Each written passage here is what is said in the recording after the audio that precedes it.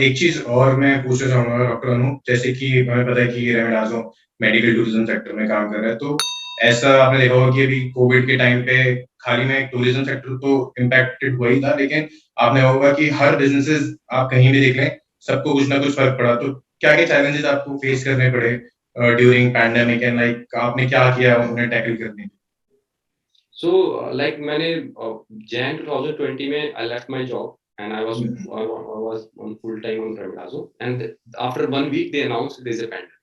So everything was hmm. shut down, flights थी नहीं, patient movement नहीं था.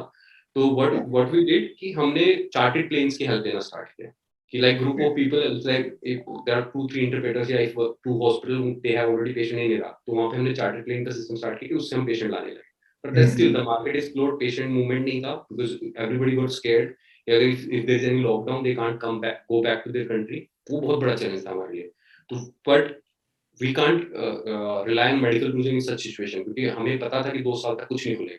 So what we did, we start working on cancer palliative care. That's one of the concept which is very famous in USA and nobody was doing it in Delhi NCR or pan India. तो मैंने palliative care concept लाया, उसमें मैंने end to end service start की कि हम patient को visit करते थे, घर पे ही उसको सारे मेडिकल प्रोसीजर इक्विपमेंट सब अरेंज करते थे, नर्सिंग स्टाफ अरेंज करते थे, मेडिसिन अरेंज करते थे.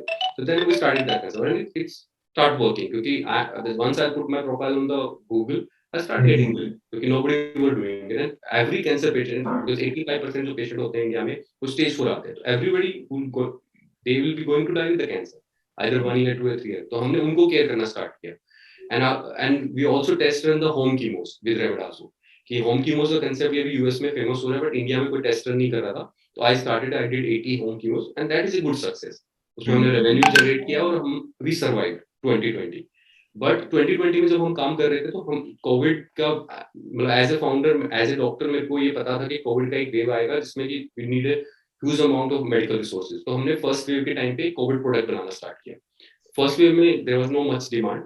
सेकेंड वेव जब आया तो प्रॉब्लम ये आई कि प्रोडक्ट सबके पास था बट रिसोर्सेज नहीं थे. तो Right. हमने दो चीजें की. एक, we are the only one in India जो पल्मोलॉजिस्ट का मॉनिटरिंग दे रहा था घर पे. If you are dealing with the lung, give it to the specialist. Why you are involving internal medicine और other speciality, they can also do the same. तो हमने उनका एक मॉनिटरिंग पैकेज बनाया घर पे ही, जो भी कोविड पॉजिटिव है वो एल्डरली है, सिक है, और हमने घर पे ही आईसीयू और मेडिकल केयर करना स्टार्ट किया. सेकंड जो बड़ा चैलेंज था, नर्सिंग स्टाफ, क्योंकि हार्डली दिल्ली एनसीआर में देयर आर 1000 नर्सिंग स्टाफ जो होम फ्रीलांसिंग करते हैं. वो 24 आवर के लिए ऑक्यूपाइड हो गए. अब हर बंदे को, जिनके भी एल्डर पेरेंट्स को हमें फोन करके रिक्वेस्ट करते हैं हमें नर्सिंग स्टाफ चाहिए. वी कांट गेट इट क्योंकि आप एक दिन में क्रिएट नहीं कर सकते. तो हम 3-4 days we keep sitting, we keep waiting कि व्हाट वी कैन डू. हमारे पास 10 होम केयर कंपनियों के टाइप थे, सबके सब सैचुरेटेड थे. सो वी स्टार्ट कर रिक्वेस्टिंग नर्सिंग स्टाफ जो हॉस्पिटल में वर्किंग है कि आप 8 घंटे जॉब कर रहे हैं, आप 2 घंटा हमें दे दीजिए. उन 2 आवर्स में हम आपको एक शॉर्ट विजिट क्रिएट करेंगे पेशेंट साइड पे. अब आपकी कोई भी मेडिसिन लगनी है तो आपके पास एक सेट लगने के बाद you have 8 to 12 hours, right, frequency wise. तो हम पेशेंट का एक शॉर्ट विजिट क्रिएट करते थे ताकि उसका ट्रीटमेंट डिले ना हो, और उसको 8 to 12 आवर का ब्रैकेट मिल जाता है to find nursing staff for 24 hour. और अगर वो नहीं भी फाइंड कर पाते, there are so many patient जिनको मिला ही नहीं, because the cost was going around 20,000 per day. तो हमने फिर उनको शॉर्ट विजिट से हैंडल करना स्टार्ट किया कि एक ही स्टाफ उनको सुबह अपनी ड्यूटी से पहले और शाम को अपनी ड्यूटी के बाद जाके देख रहा है, और इस तरह से हमने बिजनेस जनरेट किया. And we had a good outcome in that covid wave.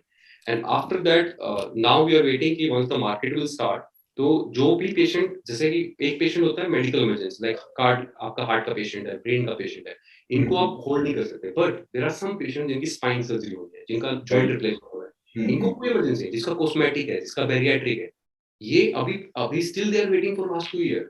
So there is a huge pent-up demand at global level. जो अभी जैसे flights resume होगी तो first the people with the business and the rich people they'll travel, then the patient will come. So within 3 months there will be big flow of the patient to each country. अभी अगर अभी के बिल्कुल current scenario की हम बात करें, तो जैसे कि कोविड के टाइम क्या उसके बीच में भी लास्ट अभी वेव गई, तब से अब में कुछ आपको फर्क दिख रहा है कि मतलब इस, अगर आप मेडिकल टूरिज्म इंडस्ट्री को देखें कि वापस कुछ ट्रैक पे आना स्टार्ट हो रहा है या अभी और वक्त लगेगा थोड़ा? नहीं, थोड़ा टाइम लगेगा बिकॉज स्टिल जो फ्लाइट्स के नंबर है वो कम है. और सेम थिंग, अगर एक फ्लाइट है जो पेशेंट को पहले 40,000 की पड़ रही थी, वो 1.5 लाख की पड़ रही है. That's a big factor. जो हम बिजनेस करते हैं मेडिकल टूरिज्म, उसमें दो दो तरह के कस्टमर्स होते हैं. First, who can't afford it, तो उनके लिए बहुत बड़ा फैक्टर हो जाता है कि they can't pay 2-3 lakh extra for the flights. Second होते हैं कि उनके वहां पे ट्रीटमेंट ही नहीं है, they are rich but they don't have treatment, जैसे मैंने बताया कि बोन मैरो ट्रांसप्लांट 100 कंट्रीज में है ही नहीं अभी। तो वो फर्स्ट वाली कैटेगरी है, वो मेजर है अफोर्डेबिलिटी वाला, तो वो अभी ट्रैवल नहीं कर रहे। सेकंड कैटेगरी ट्रैवल कर रहा है, और एक थर्ड कैटेगरी क्रिएट हो रहा है, जो people are not aware, even the medical tourism people. एक थर्ड कैटेगरी क्रिएट हो रहा है कि जो एफडीए और जितने भी आपकी ग्लोबल एजेंसीज है जो ड्रग्स को और इनको ट्रीटमेंट को रेगुलराइज करती हैं, अब जो ड्रग, जैसे I was working with MSKCC New York in 2017 2018, तो वहां पे जो ट्रीटमेंट में पेशेंट को लिखते हैं वो अभी इंडिया में आई नहीं है। So if you want those kind of biomolecules, तो वो इंडिया में अवेलेबल नहीं है, तो आपको वहां जाना पड़ेगा।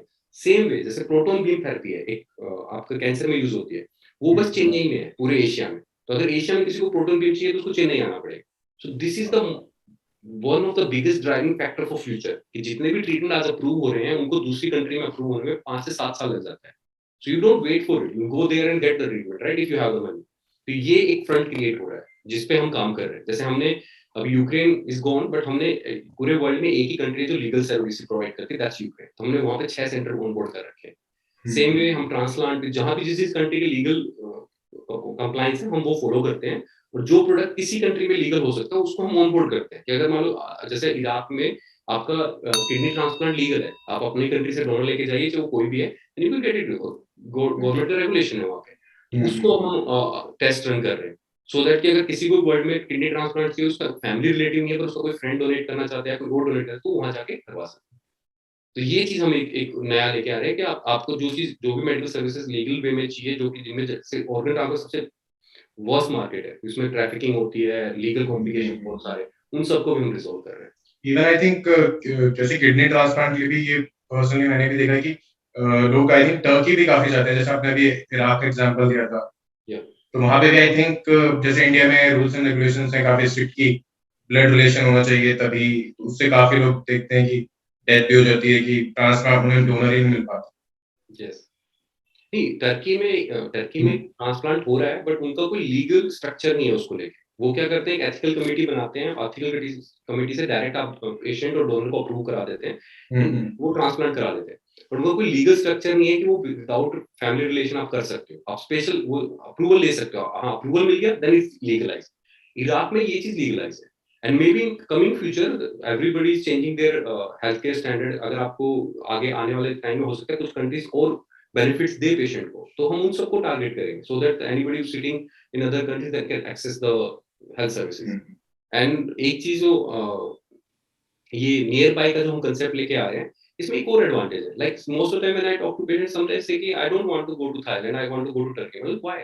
तो इसे कि my cousin sister live there, my family member live there.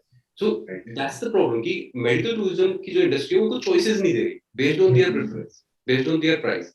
वो हम ला रहे, क्योंकि this is the first platform जो पेशेंट सेंट्रिक बन रहा है, कि हम ट्रीटमेंट के अराउंड पेशेंट को नहीं घुमा रहे, हम पेशेंट के अराउंड ट्रीटमेंट क्रिएट कर रहे हैं कि उसकी जो चॉइसेस है, जो उसकी फाइनेंशियल कंडीशन है, उसके हिसाब से उसका ट्रीटमेंट प्लान बनाया जाए।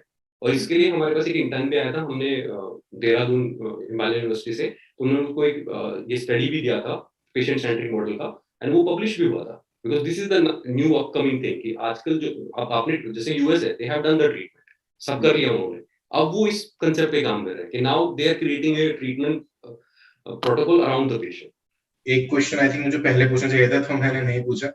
तो रेमिडाजो मुझे नेम काफी यूनिक लगा, तो इसके पीछे लाइक मतलब कैसे आपने इसका नॉमेनक्लेचर किया? तो वो भी मैं सर रेमिडा, first we are going with a global product, तो हमें एक यूनिक नाम चाहिए था, वी हैव टू क्रिएट। हमने हमारे 200 नेम रिजेक्ट हुए थे, and we are so frustrated, तो हमने एक नेम क्रिएट किया। Remedy is a treatment, remedy is a unique way of new modalities, treatment, cure, this is the synonyms of remedy.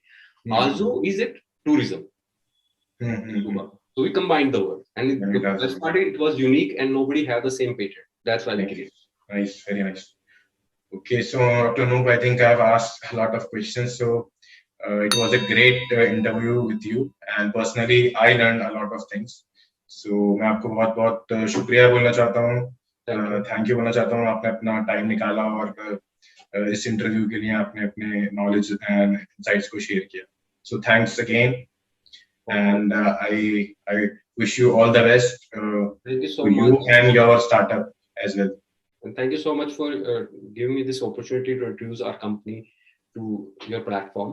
And one more thing I want to just finish and want to Yeah. mention, what I learned in last 6 years, and that's everybody should know. Mhm. What is the difference between the healthcare of USA and India? I'll tell you the exactly because I work both sides. Okay. In USA, if you go for a cancer screening, like if you go for an oncologist, the waiting time is 10 to 15 days. The PET Yeah. CT and biopsy take around 20 days. Okay. Mhm. And if you go for joint replacement, it will take around 3 to 6 months. So they don't have the best healthcare in the world. Yeah. But in India, if you get a patient to me, like the patient, when I'm working with the oncology, patient will come to us in the morning, we'll do the PET CT by evening. Next day morning with the scan, we'll do the biopsy. By the evening, we get the report. The second day, we'll give the chemo. So the whatever is USA doing in 20 days, we are doing in 2 days. Right. But whenever I call an ambulance for emergency, right? So I'll get a ambulance service on average in India is 30 minutes to 2 hours. That's a minimum time. Okay. And sometimes the hospital refuses to send ambulance. But that's completely different in USA. Whenever somebody is dying, they take the helicopter and reach there. So that's define the priority. They are very concerned about the dying person. He should not die immediately. And they are not concerned about the procedure which can be delayed for 6 months. That's how they create it. In India, it's completely different. Like now, right now, I am the person who's getting lots of calls. Everybody's starting their daycare and cancer center. In cancer, patient will die. Still, the majority of resources will push toward that because it's money driven, not patient driven. Still, we lack the emergency services. But if you want a joint replacement, you can get it next day. You want a cancer service, you can get it next day. So that's the difference. And I think if we all work together, because I work with so many people who are working with healthcare startups. The problem is that they all are from non-medical background, and to understand that it at least take 5-6 years to understand the patient, to understand the treatment. We are dealing with almost more than 10,000 procedures.